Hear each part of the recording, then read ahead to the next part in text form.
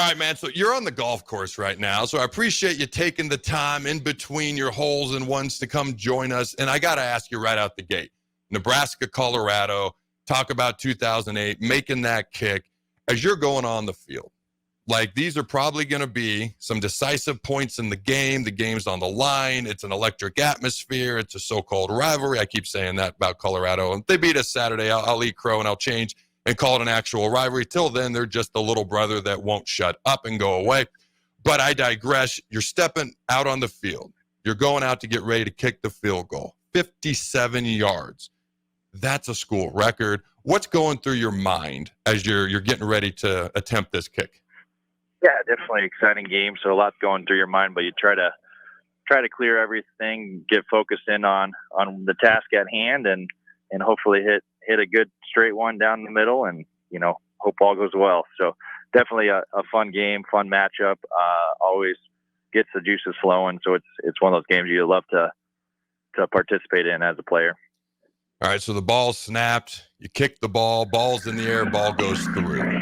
Talk about the emotions, because one of the most electric moments in the history of Memorial Stadium is that moment when the ball goes through. And Ndamukong Suh, taking the pick back for the touchdown, running over the quarterback. That was pretty freaking cool, too. Zach Potter with the tip on that, by the way, I might add.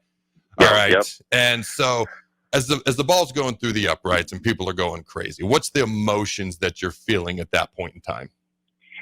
Yeah, it's one of those things that you're so in it that you kind of lose what's going on. So it's just more emotions were through the roof, and obviously the stadium was loud, and it just kind of was a exhilarating feeling, one that hard to replicate. So definitely a cool moment, definitely good to see it go through, and always will remember that one, as will most Husker fans. So as Nebraska gets ready to play Colorado this Saturday, how do you view Colorado? Okay, what would this game mean to Nebraska if they could get a win over the Buffaloes, especially after having lost the last 3 contests, unfortunately? But how do you view this Colorado game and the Nebraska potentially getting a whole lot of momentum if they beat the Buffs Saturday? Yeah, I probably have a little different opinion from a kicker's aspect, but it's the next one. It's the one that you're looking to take the next step and really, keep the momentum going, and hopefully get another win and push forward in the season. So definitely a fun one coming up, and one that they are looking forward to, and I think everyone will show it here tomorrow night. So Nebraska has some talented kickers in that room, Tristan Alvano being one of them. He was no stranger, hit the game-winning field goal in his state championship game, a long field goal inside Memorial Stadium. So he's had some ups and downs so far. Young kid, a lot of talent, okay? And, he's kind of battling for that kicker job right now. He had a couple of makes last Saturday versus UTEP. But what advice would you give him if you could sit down and chat with him? Yeah, definitely. Alvano's got tremendous uptick, and he's got a strong leg and good focus in on the technique. It's just staying healthy and taking advantage of some of the opportunities that he gets. So it's just stay in the moment. He's got a lot of career left for him, and he'll definitely improve as the career goes on. And it's exciting to watch and see what he can do and how far he can take his talents. Now, I know absolutely nothing about punting, absolutely nothing about kicking. In fact, going into my senior year of high school, we didn't have a kicker.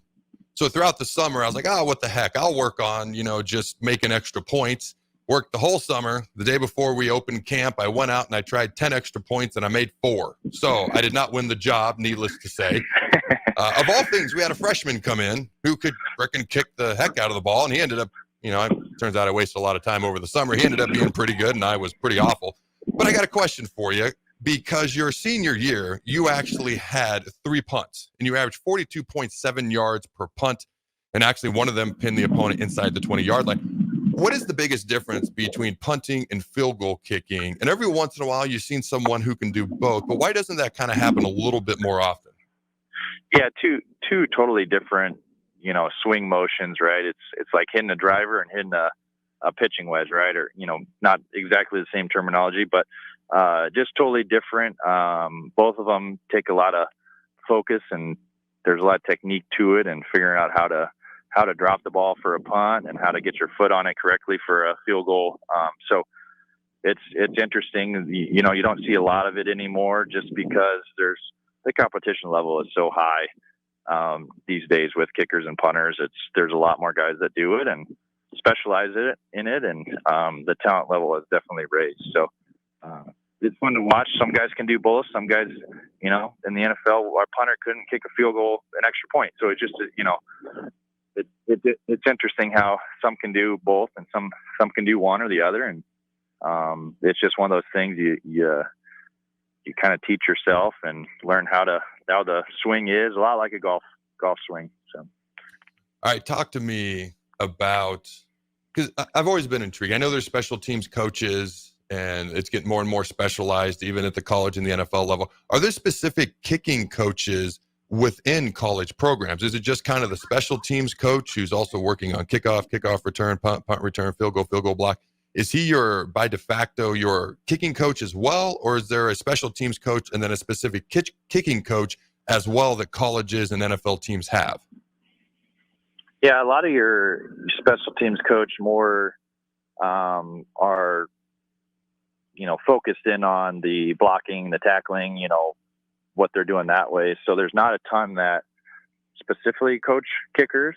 So a lot of them are grad assistants that help out, you know, that kind of thing, that plays in other positions. So I'd say that there's not a ton. There's probably more these days now. They can have more coaches, but a lot of your special instruction is from during the summer, you know, guys that do camps or some of your bigger camps, that kind of thing that kids learn from and then take it back to their teams and show what they can do. So I'm curious, because I played baseball a lot growing up, and you mentioned a golf swing. Like, these things are so technical: kicking, punting, golf swing, hitting a baseball. It's so technical. Like, it's legit. If you are starting to develop one tiny little bad habit, it can throw the entire thing off. So there's not a specific punting or kicking coach. What happens if you get in a little bit of a slump? Because that happens sometimes with a swing, whether you're a golfer or a baseball hitter. Like, who's there to help you during the season? I've always wondered these things. My experience and knowledge of kicking and punting is like -40.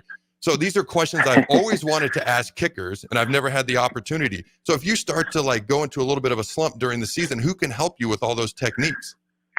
yeah, there's usually someone on the staff that can kind of give you some pointers as you're looking at video, but a lot of it's more, you know, when I was at Nebraska, we had coaches that would help, but it's just, you know, figuring out what it's doing and why. And, you know, a lot of it's kind of your own technique and figuring out, hey, if you're cutting the ball, you know, how do you fix it? And, you know, change your steps or your approach or your angle of the foot. So a lot of it's kind of trial and error. And, you know, that's kind of the life of a kicker, is you're kind of on your own and trying to figure things out on the fly. It's a lot of your good, you know, your kickers that can go a long ways are the ones that can figure out why the ball is doing what it's doing and, you know, how to fix it. So that's when you get in slumps and you can't get out of it.